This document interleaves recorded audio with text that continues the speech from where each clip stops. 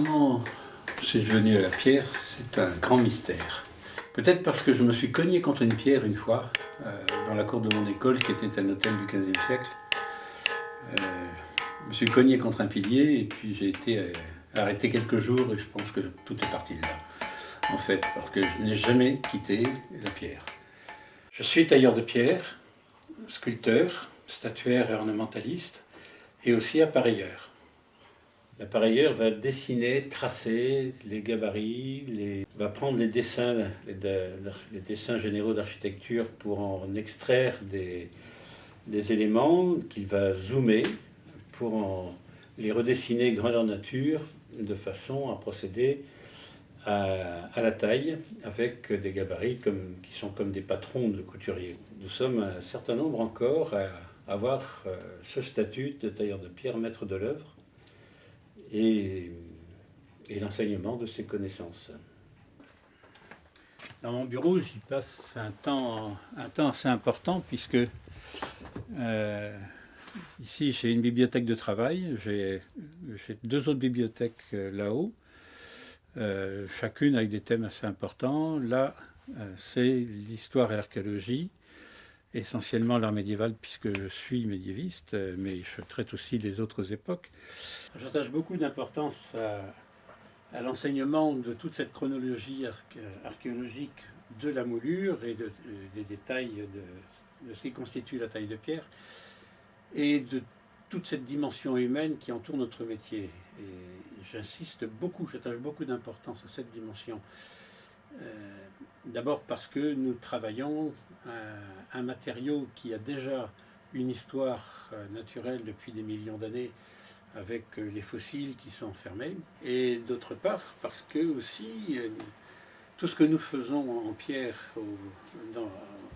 aujourd'hui nous apporte et nous amène à toucher ce que les hommes ont fait depuis la préhistoire. Nous sommes au contact direct de l'humanité depuis des milliers d'années. Donc il y a là-dedans une dimension que chaque jeune tailleur de pierre doit absolument pénétrer, absolument sentir pour pouvoir aller plus avant. D'ailleurs, voici la canne du maître d'œuvre qui est ma canne avec mes dimensions. C'est-à-dire que, en fait, tous les êtres humains ont une divine proportion qui leur est propre, mais qui est universelle puisque le rapport entre chaque élément est strictement le même. C'est-à-dire que le nombre d'or, c'est 1,618. Et le rapport de proportion de la divine proportion du corps humain, c'est 1,618. Alors, 1,618 n'est pas tout à fait, évidemment, 1,5. Mais on va dire 1,5, en gros, pour simplifier l'explication. Lorsqu'on prend la largeur du pouce, ici, par 1 fois 1,5, on va retrouver la moitié du pouce multiplié par 2, la longueur du pouce. Et la longueur du pouce, multiplié par 1,618, va donner la paume.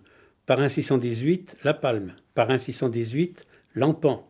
Par 1,618, l'empan ici, là, voilà, le pied. Et le pied par 1,618 donne la coudée. La coudée, c'est l'unité de mesure que l'on va retrouver dans le monde entier, que ce soit en Afrique ou en Égypte ou sur nos cathédrales. Et la coudée va avoir différentes dimensions, mais peu importe les dimensions, qu'elles soient égyptiennes, romaines ou autres, ce qui est important, c'est que lorsqu'un homme prend sa propre coudée comme dimension, il rentre dans cette universalité d'un 618. Et ce qui est amusant, c'est que cette harmonie universelle, elle va encore beaucoup plus loin. La longueur du majeur par 2 vous donne la longueur de la main. La longueur de la main, c'est aussi la longueur de l'empan. La longueur de l'empan, c'est le bras, l'avant-bras, la moitié du corps, l'implantation de la poitrine, la hauteur de la poitrine et la tête, la hauteur et la largeur de la tête. La longueur du nez donne la hauteur du front, la hauteur du menton, l'écartement des yeux, la longueur des yeux à l'oreille, la hauteur de l'oreille, et ainsi de suite pour tout le corps humain. Ce qui fait que quel que soit le type de mesure auquel répond la coudée, toutes les dimensions issues de cette coudée sont universelles. Alors, le choix de la pierre idéale pour ce genre de travail se fait en carrière. Je vais dans les carrières, je choisis les blocs le plus souvent possible, autant que je peux, et l'élément le plus important en dehors de la finesse du grain, c'est le son.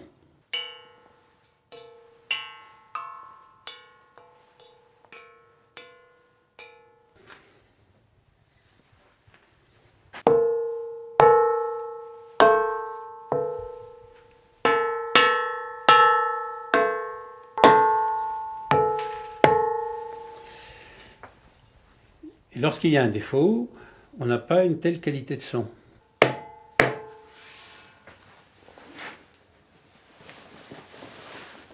Alors, pour faire cette statue, j'ai commencé par faire une maquette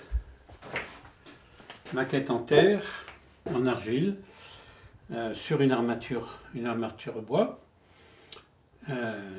que j'ai proportionné par rapport à un croquis que j'ai fait. En complément du travail de repère de points, je fais aussi des croquis de détail à l'échelle pour la statue, qui me permettra, notamment sur les entrelacs, d'avoir les points précis, et puis sur la tresse, d'avoir le point de réduction.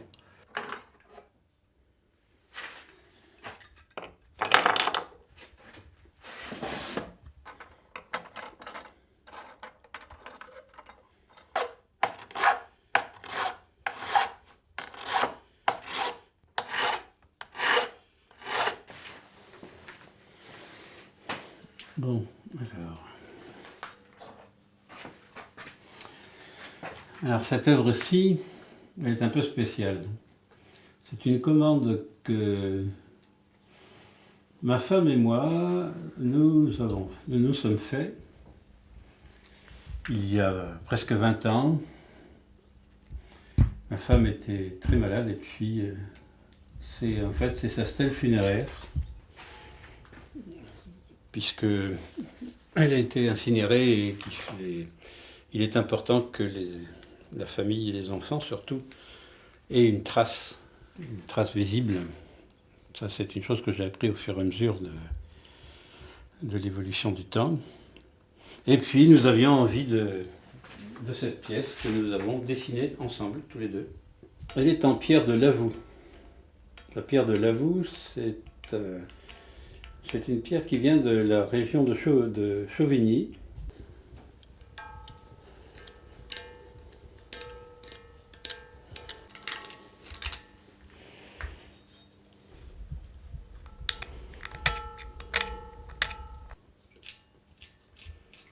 Alors, dans les petites choses qui me tiennent beaucoup à cœur, c'est la transmission du savoir. Nous avons accumulé des connaissances qui remontent jusqu'à Salomon, au moins pour une bonne partie. Imaginez qu'au XXIe siècle, on puisse voir disparaître une grande partie de ces connaissances, c'est assez insupportable, je l'avoue.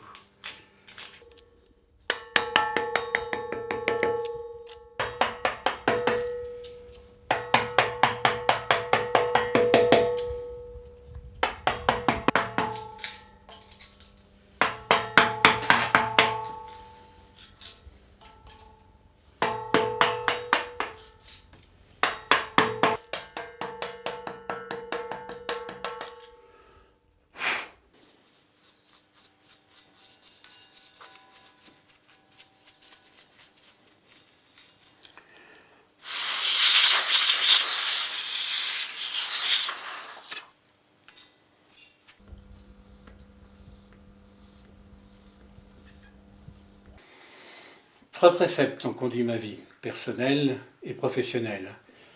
Le précepte templier, ce n'est pas à nous, Seigneur, qu'appartient la gloire. Le précepte druidique, la vérité est ton maître et l'intelligence ton serviteur. Et puis la devise de l'atelier, fais ce que tu dois, mais fais le bien.